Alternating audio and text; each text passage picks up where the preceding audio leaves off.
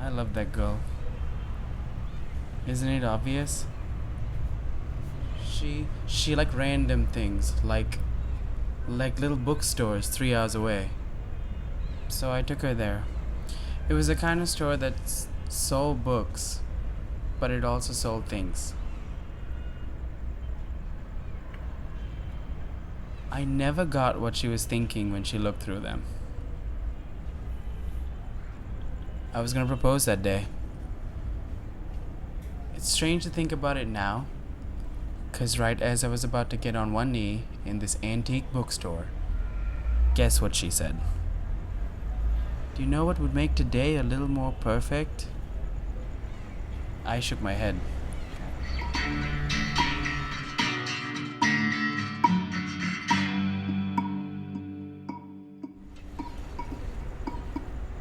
Like I said, she liked the little things in the store more than the books. 3 hours isn't a poor investment for a day like that. Depends on who you're driving with. Sometimes in the afternoon when we ran out of things to talk about, which is more often than you might think, we planned a trip to the bookstore.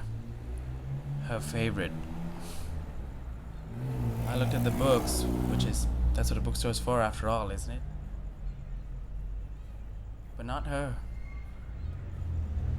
She looked at everything.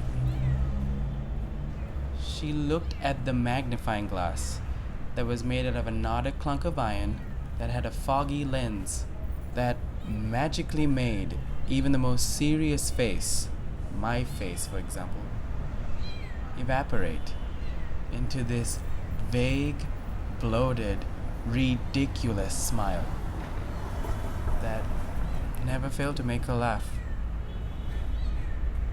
You know, stuff like that. Weird, right? I didn't really get it. But I didn't really mind. How good does this book smell? She asked me. Like dust on a bottle of vanilla. And then she closed the book and looked at the cover. Novak. I love him. $4? Perfect. She always used to say that the store would look a lot better if the books were arranged by color. At least a little anyways. She only brought it up with the bookkeeper once. The first time she thought of it. And he hated the idea. A lot.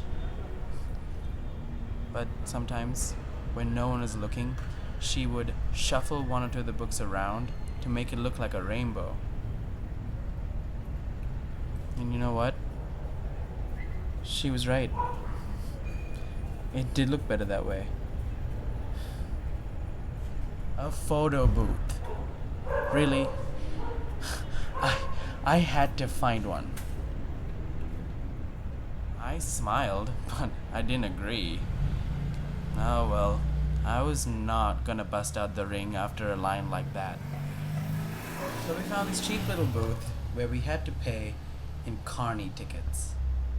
It says admit one, homie. I need two. So I gave him another one. I didn't mind. I had a bigger plan after all. So he gave us some stupid props. Some really stupid props. And then he began to count us down. 3, 2, 1. In the end, I wasn't for her. She waited until one Sunday morning when a fog of dishonesty had settled and covered the city like a sheet. And that's when she disappeared. She loved me, but I guess she never quite got over the suspicion that she was just my favorite thing in the bookstore.